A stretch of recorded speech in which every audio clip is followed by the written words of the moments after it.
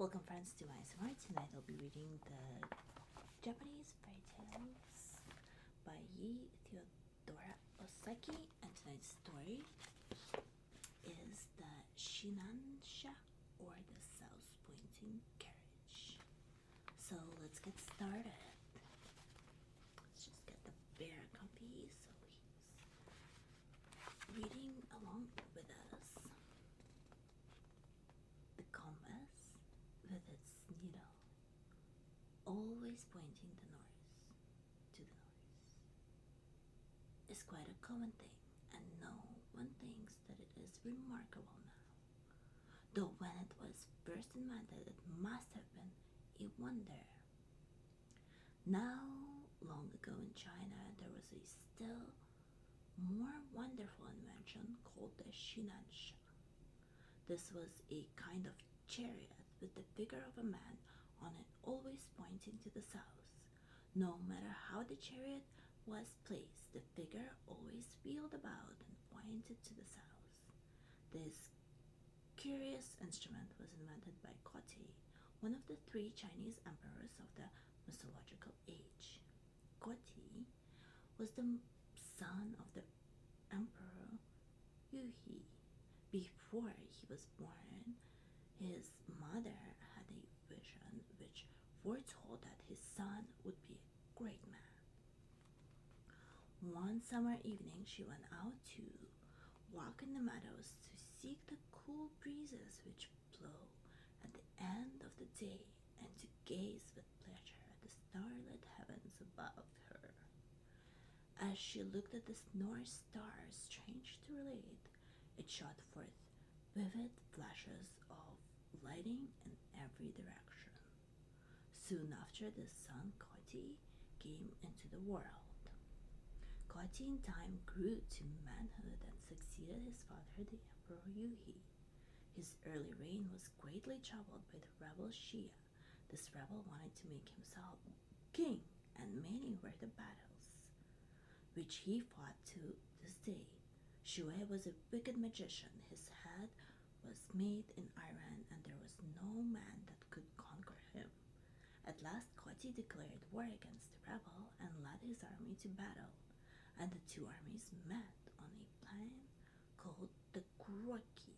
The emperor boldly attacked the enemy, but the magician brought down a dense fog upon the battlefield, and while the royal army were wandering about in confusion, trying to find their way, Xiu retreated with his troops, laughing at having fooled the royal army.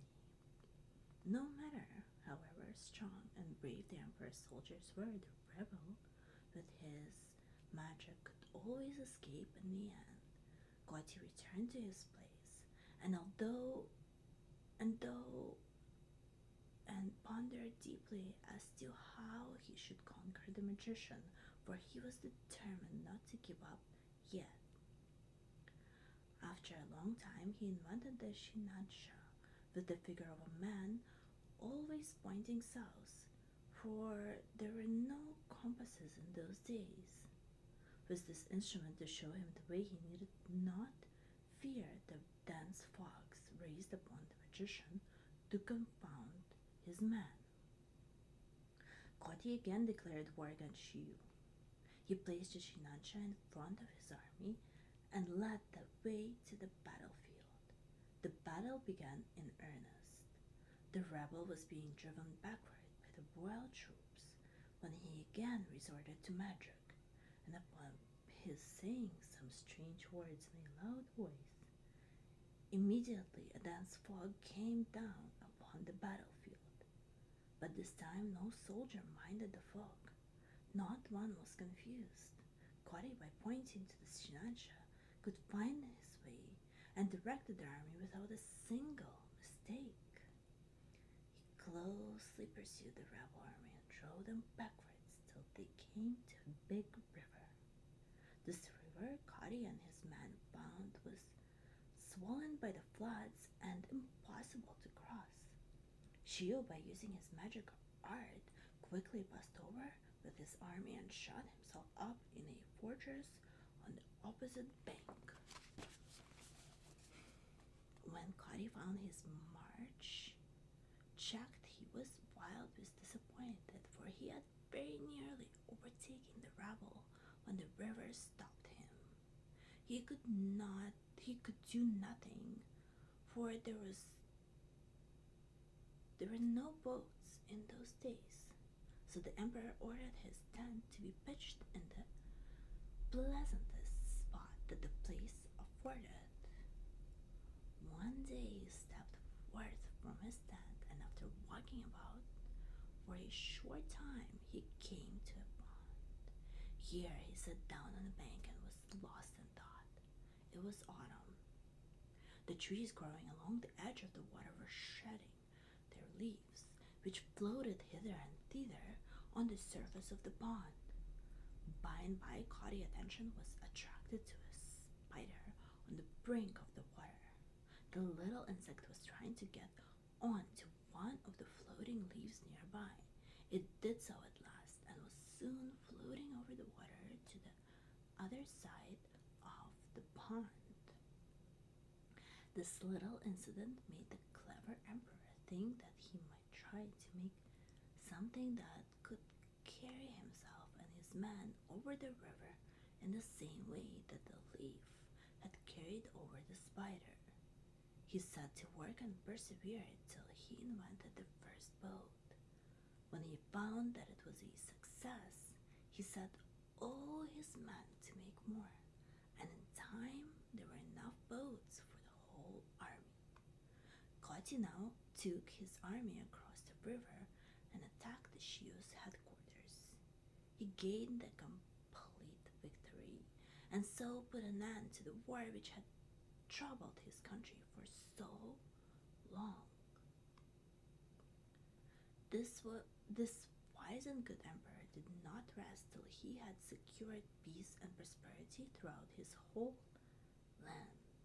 He was beloved by his subjects, who now enjoyed their happiness of peace for many long years under him. He spent a great deal of time in making inventions which would benefit his people, and he succeeded in many besides the boat and the South Pointing Shinansha. He had reigned about 100 years when one day, as Cody was looking upwards, the sky became suddenly red, and something came glittering like gold towards the earth. As it came nearer, Cody saw that it was a great dragon. The dragon approached and bowed down its head before the emperor. The empress and the courtiers were so frightened that they ran away screaming. But the emperor only smiled and called to them to stop and said, "Do not be afraid. This is a messenger from heaven. My time here is finished." He then mounted the dragon, which began to ascend towards the sky. When the empress and the courtiers saw this, they all cried out together, "Wait a moment, we wish to come too." And they all ran and caught hold of the dragon's beard and tried to mount him. But it was impossible for so many people to ride on the dragon. Several of them hung on to the creature's beard so that when it tried to mount, their hair was pulled out and they fell to the ground. Meanwhile, the empress and a few of the courtiers were safely seated on the dragon's back.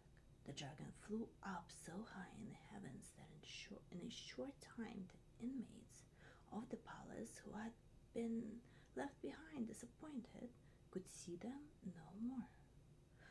After some time, a bow and an arrow dropped to the earth in the courtyard of the palace. They were recognized as having belonged to the Emperor Kati. The courtiers took them up carefully and preserved them as sacred relics in the palace. And that's the end. Thank you so much for listening to tonight's fairy tale ASMR. I hope you enjoyed the story, and I will see you next time for the next story. Bisous!